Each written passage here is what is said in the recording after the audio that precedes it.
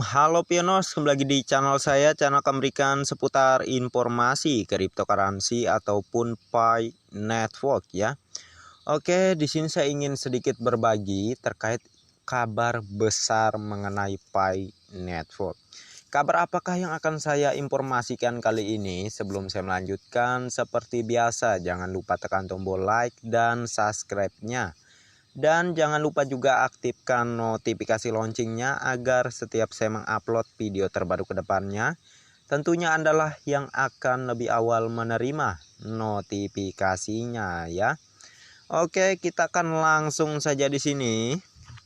Harap disimak sampai selesai agar Anda tidak gagal paham ya. Oke, di sini untuk informasinya. Ini dari WeChat ya, kabar WeChat dari China.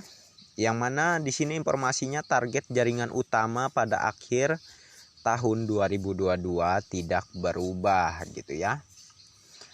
Apa yang dimaksudkan di sini jaringan utama, yaitu open mainnet ya. Jangan salah sangka dulu ke saya menginformasikan terkait ini. Harap ikuti sampai selesai dulu baru komen. Oke?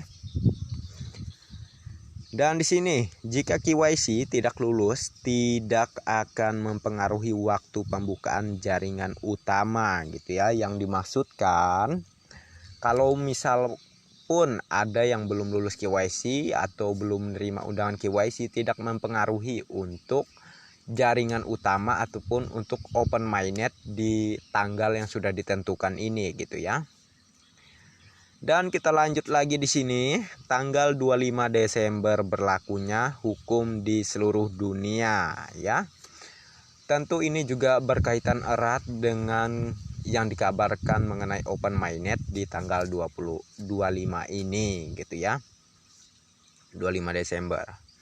Terus di sini berbagi artikel adalah dukungan terbesar bagi kami gitu ya katanya.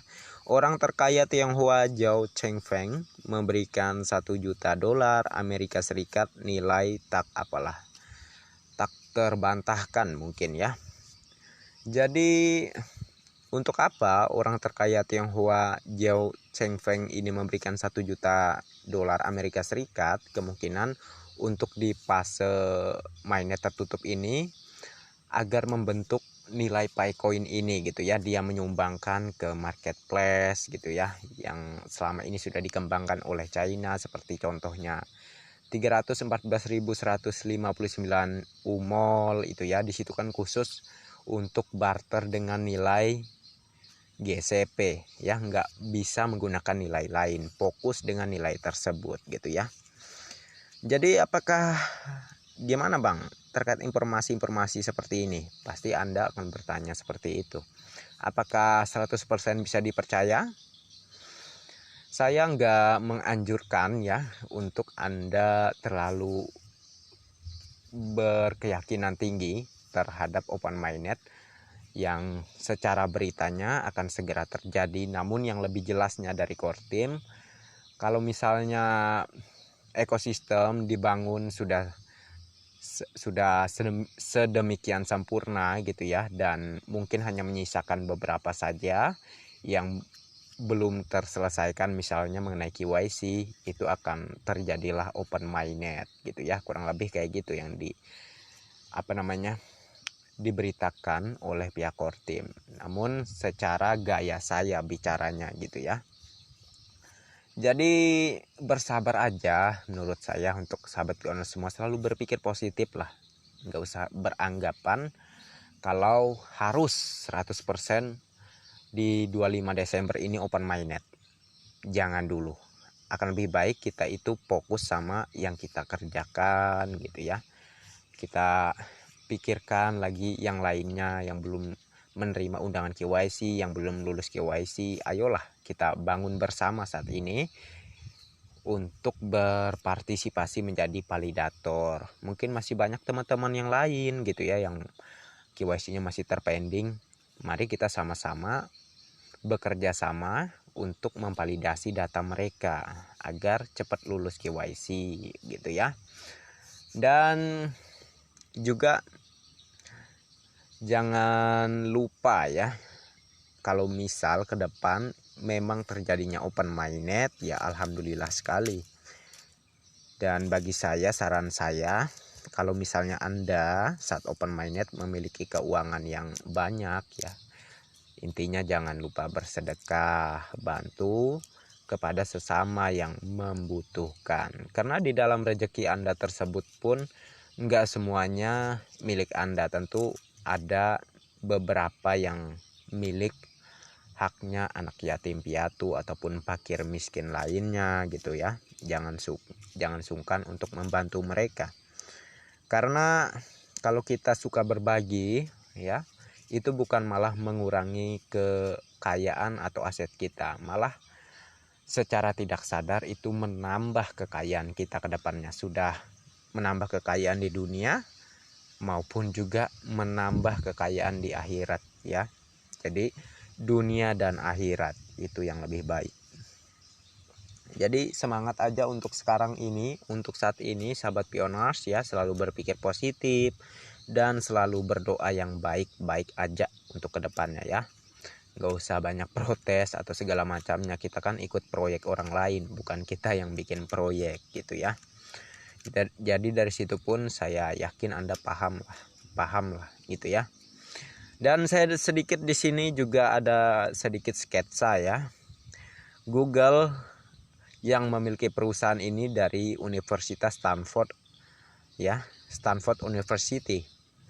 Terus ini WhatsApp ya, pemiliknya juga dari Universitas Stanford University. Terus si perusahaan Intel ini juga pemiliknya dari Universitas Stanford University. Begitupun juga proyek Pi Network. Pak Dr. Nicholas Kokalis atau Bu Dr. Cheng Diovan dari Universitas Stanford University gitu ya. Jadi bukan orang sembarangan. Terus di bagian bawah si Kang Nyinyer dari mana? Dari Goa Hantu. Aduh ya, sketsa dikit lah ya.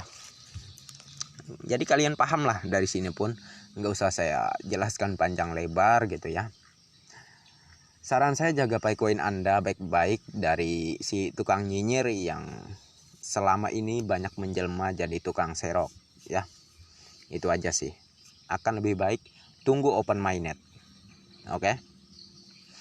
Dan oke, sekian aja untuk informasi kali ini. Semoga bermanfaat ya, menambah semangat untuk kalian semua.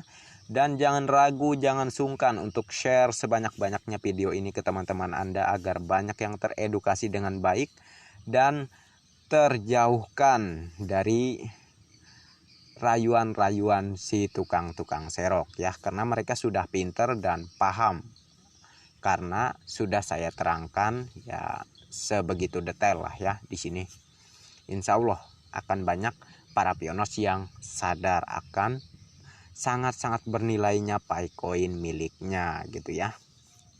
Dan oke, sekian aja, sampai jumpa di video selanjutnya dan terima kasih banyak untuk kalian yang sudah berpartisipasi di channel ini dan yang belum tekan tombol like dan subscribe, silahkan diklik. Dan jangan lupa juga aktifkan notifikasi loncengnya agar setiap saya mengupload video terbaru ke depannya, tentunya Anda lah yang akan lebih awal menerima notifikasinya ya. Oke, next time. Assalamualaikum warahmatullahi wabarakatuh. Bye-bye.